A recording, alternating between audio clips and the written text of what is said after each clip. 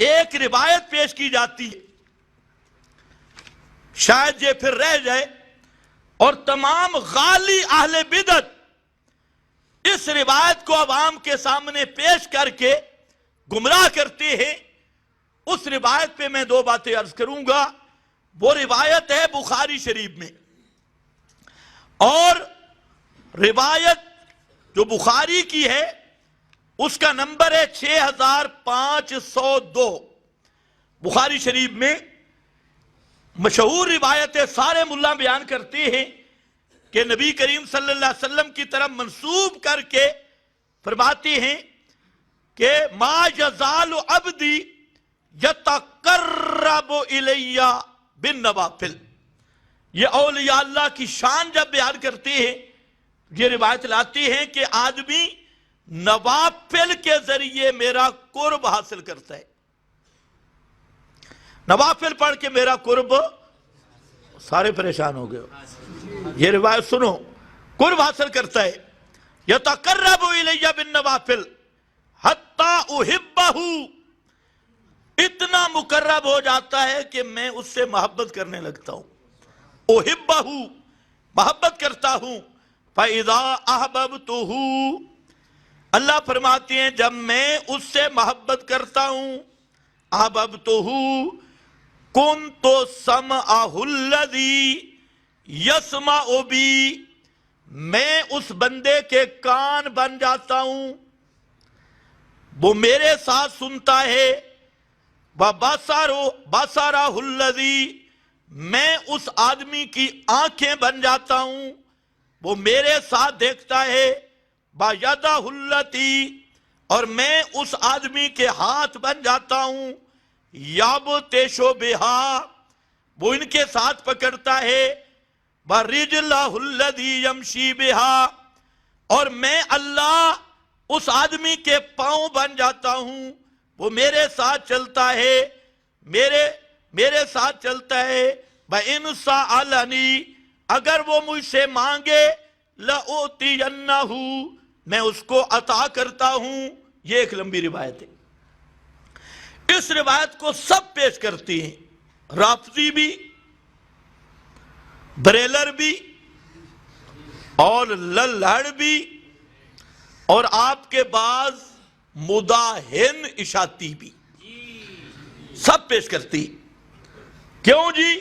یہ بخاری شریف میں آ گئی، اس لیے اب جب بخاری میں آ گئی تو یہ روایت، اور سب سے زیادہ اس روایت کی وجہ سے گمراہ ہوئے ہیں اہل حدیث۔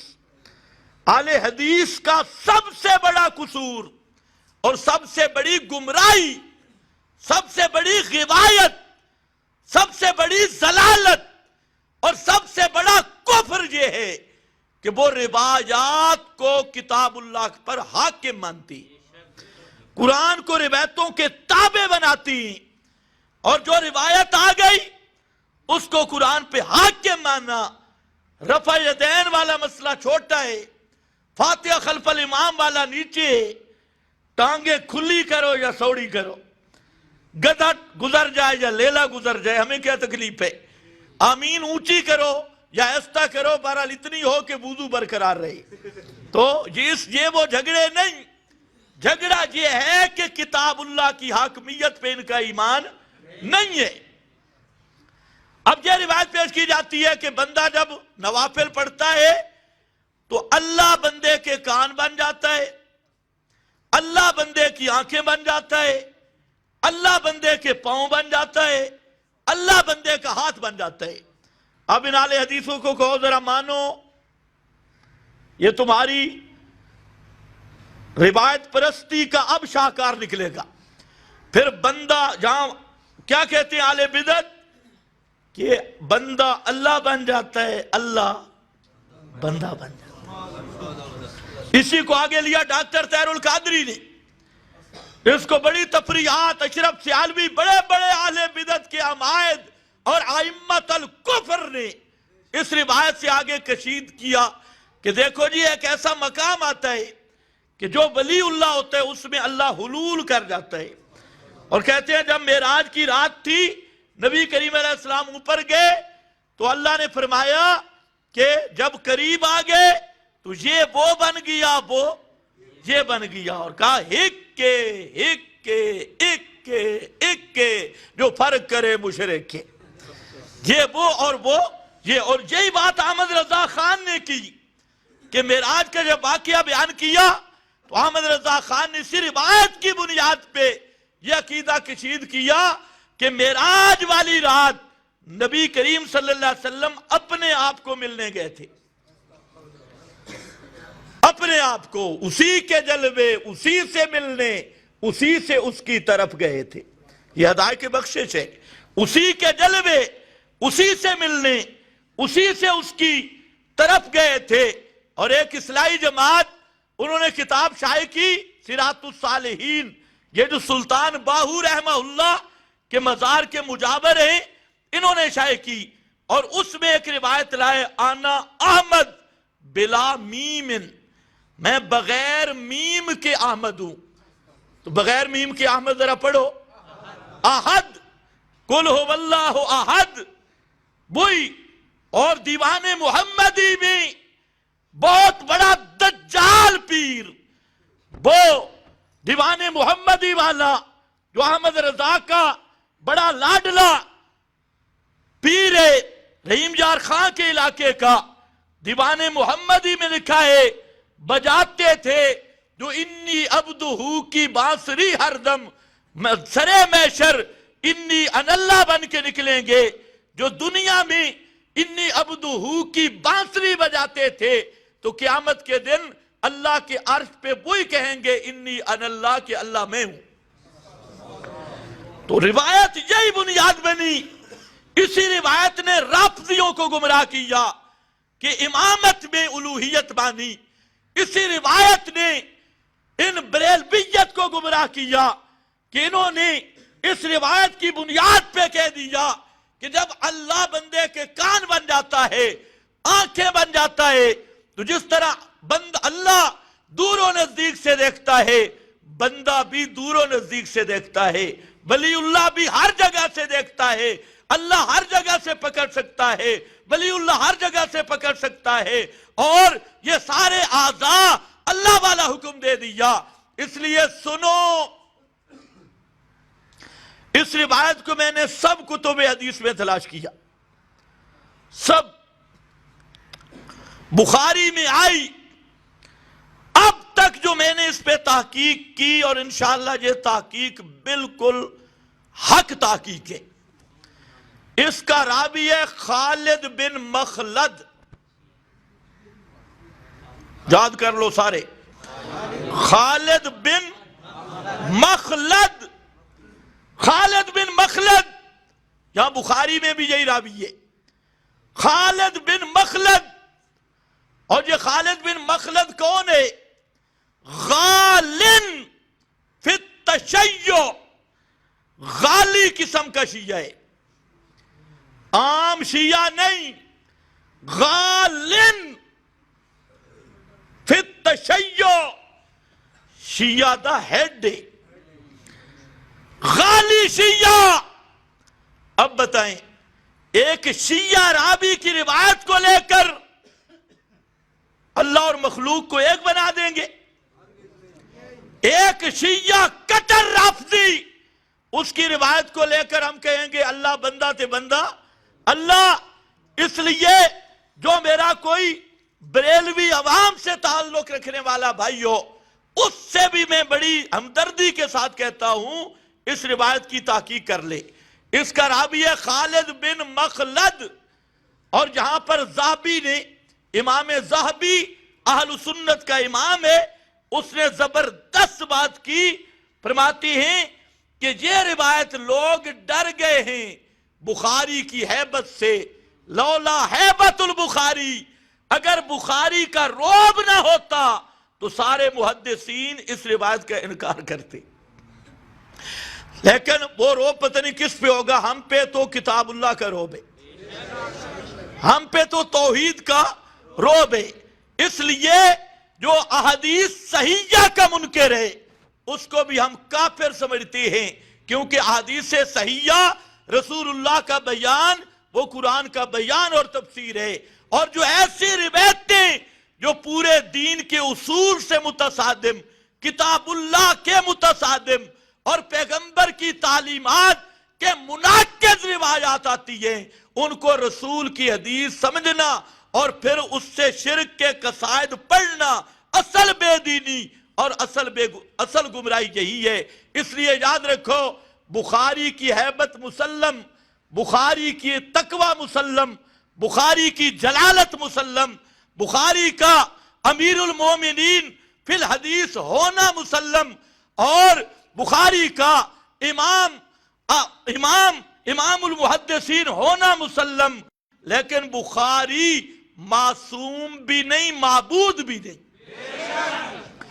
صحیح بخاری میں مانتا ہوں اصح الکتب بعد کتاب اللہ الباری، مخلوق کی جستجو میں اور مخلوق کی کوشش میں کوئی شک نہیں کہ اس پہ بڑی محنت ہوئی، اور حدیث کی جتنی کتابیں ہیں سب سے زیادہ شان اور جلالت بخاری کی ہے، لیکن قرآن وہ ہے جو بخاری پر بھی حاکم ہے۔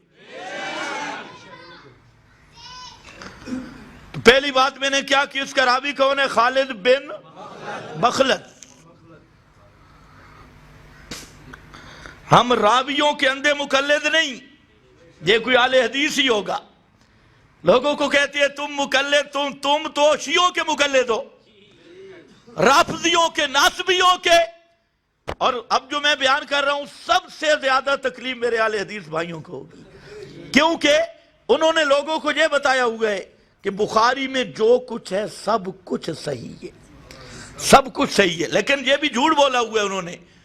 یہ پچھلے دنوں آئے تھے میرے پاس، وہ اصل مفتی صاحب، تو جب پتہ چلا تو وہ تشریف نہیں لے آئے۔ مجھے بتایا جی مولوی آ رہے ہیں آپ کے ساتھ گفتگو کرنے کے لیے 3 طلاقوں پر، لیکن جب وہ مفتی صاحب کو پتہ چلا تو مفتی صاحب خود جس گروہ کے ساتھ تھا اس کو طلاق دے کے بھاگ گئے۔ وہ چلا گیا۔ تو بخاری میں نے ان کو دکھائی، بخاری اگر بخاری میں 3 طلاقیں 3 ہیں، اب تمہاری بخاری کہاں گئی؟ حضرت عبداللہ ابن عمر سے 3 طلاقیں 3 ہیں، اور بخاری نے تو باب باندھا ہے من اجاز الثلاث، جس نے 3 طلاقیں نافذ کی، یہ چیپٹر اور عنوان ہے۔ میں نے کہا اب کہاں گئے؟ تم بھی خیال کرو 3 طلاقوں کے بعد بیوی حلال نہیں ہوتی۔ آج کل بڑے نئے مسئلے نکل رہے ہیں۔ 3 طلاقیں دی، وہ مجھے کہتے ہیں جی استاد جی میں بہت غصے میں تھا، غصے میں طلاق دی۔ میں نے کہا کسی نے آج تک بوسہ دیتے ہوئے طلاق نہیں دی۔ طلاق ہوتی غصے میں، ہوتی غصے میں۔ یہ بڑے غصے میں تھا، سمجھتے ہیں لوگ، سمجھتے ہیں غصے میں طلاق نہیں ہوتی۔ کچھ کہتے ہیں میری بیوی حاملہ تھی۔ بیوی تھی نا حاملہ، تو تب کیا ہے؟ بیوی حاملہ تھی، طلاق ہو گئی، عدت جب وہ بچہ جنے گی عدت ختم ہو جائے گی۔ کچھ کہتے ہیں میری بیوی حیض میں تھی۔ بھائی تیری بیوی حیض میں ہو، حاملہ ہو، سوئی ہوئی ہو، روٹی پکا رہی ہو، خوش ہو، ناراض ہو، جب تو نے طلاق دی تو طلاق ہو جائے گی۔ وہاں پر گواہوں کی ضرورت بھی نہیں ہے۔ اللہ کے رسول نے فرمایا 3 چیزیں سیریس ہے، مذاق بھی سیریس ہے۔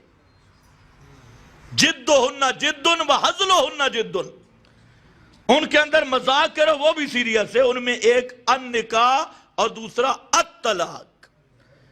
طلاق مزاحن بھی دو تو طلاق ہے۔ پھر کہتے جی میں نے طلاق دی لیکن نیت میری نہیں تھی۔ واہ واہ، جب زبان سے تو نے کہہ دیا اور نیت نہیں تھی، ہم نے نیت کو نہیں دیکھنا۔ حکم کس پہ لگے گا؟ جو چیز زبان سے نکلے گی۔ جب صریح طلاق کا لفظ آ گیا اب نیت نہیں۔ تو بہرحال ایک بات یہ میں نے کی کہ اس روایت کا راوی کون ہے؟ خالد بن مخلد، یہ یاد کر کے اٹھو، خالد بن، اور یہ تھا کون؟ غالن فی التشیع، وڈا شیعہ، غالی شیعہ، غالن فی التشیع۔ یہ میزان الاعتدال پڑھ لینا امام ذہبی کی، دوسرا، اس روایت کا جو تعویل کرتے ہیں وہ تعویل اگرچہ بہت بعید ہے، ہمارے نزدیک اس روایت کا ثبوت رسول اللہ صلی اللہ علیہ وسلم سے نہیں ہے۔ اگر خالد بن مخلد نہ بھی ہوتا، سارے راوی ثقہ ہوتے، تو قرآن کہہ رہا تھا لیس کمثلہ شیء، لیس کمثلہ، اللہ جیسا کوئی بھی بن سکتا۔ اور یہ روایت کہتی ہے اللہ بندے کا پاؤں بن جاتا ہے، ہاتھ بن جاتا ہے، فلاں بن جاتا ہے، اور خدا کا قرآن کہتا ہے لیس کمثلہ شیء، اللہ جیسا کوئی بھی نہیں۔ خالد بن مخلد آ گیا، اگر سارے راوی ثقہ ہوتے اول سے آخر تک متصل، تب بھی یہ خبر واحد تھی۔ اور قانون یہ ہے کتاب اللہ کے مد مقابل خبر واحد کی کوئی حیثیت نہیں۔ یہ میری بات نہیں، یہ امام الائمہ، امام اعظم امام ابو حنیفہ رحمت اللہ تعالی علیہ کا اصول یہ کہتا ہے۔ کوئی مولوی مجھ پر ناراض ہونے سے پہلے اصول شاشی دیکھ لے، حسامی دیکھ لے، توضیح طلبی دیکھ لے، اور اگر کوئی اہل حدیث ہے نخبۃ الفکر دیکھ لے، اور علل حدیث دیکھ لے، اور دوسری کتب اصول حدیث کی دیکھ لے، مقدمہ ابن صلاح دیکھ لے، باقی کتابیں دیکھ لے، اہل اصول فقہ والے بھی، اہل اصول حدیث والے بھی، محدثین بھی اور فقہا بھی متفق ہیں کہ خبر واحد صحیح ظنی ہے، اور اللہ کا قرآن قطعی ہے، اور ظن کبھی قطعی کے مقابلے میں چل سکتا نہیں ہے۔ لوگوں نے تعویلیں بھی کی ہیں، لیکن وہ تعویل صحیح بنتی نہیں۔ تعویل یہ کی، تعویل بھی بتا دیتا ہوں، تعویل یہ کی کہ جب آدمی اللہ کا قرب حاصل کرتا ہے تو آدمی کے کان، ہاتھ، پاؤں، اعضاء یہ اللہ کی مرضی کے مطابق ہو جاتی، مرضی کے مطابق ہو جاتی ہے۔ میں نے کہا پھر معصوم بن جاتا ہے۔ عصمت کس کا خاصہ ہے؟ انبیاء کا، انبیاء کا خاصہ ہے، اور یہ معصوم ہو جاتا ہے؟ قطعاً نہیں۔ اس لیے بعید بعید تعویلیں کرنے کی ضرورت نہیں۔ اتنے مڈ تے رمبا رکھ ہے ہی خالد بن مخلد، ہے ہی کوئی چیز نہیں۔ خیر بہرحال یہ چونکہ اس مضمون پر لوگ اکثر آج کل نیٹ پہ چلی ہوئی ہے، تو ان حضرات سے میری گزارش ہے کہ اس روایت کو دیکھ لو، اور قرآن مقدس کو بھی دیکھ لو، لیس کمثلہ شیء، اور قرآن کے ہوتے ہوئے قرآن نے اوصاف اولیاء اللہ بیان کیے، اولیاء اللہ کی شانیں بیان کی، وہ انشاءاللہ چلیں گی آئندہ جمعہ پر بھی کہ اولیاء اللہ کے شانیں اور عظمتیں کیا ہیں۔ تو جو قرآن اور احادیث صحیحہ میں ہے ہمارا ان پہ ایمان ہے، جھوٹی روایتوں کو ہم ماننے والے نہیں ہیں۔ بآخر دعوانا الحمدللہ۔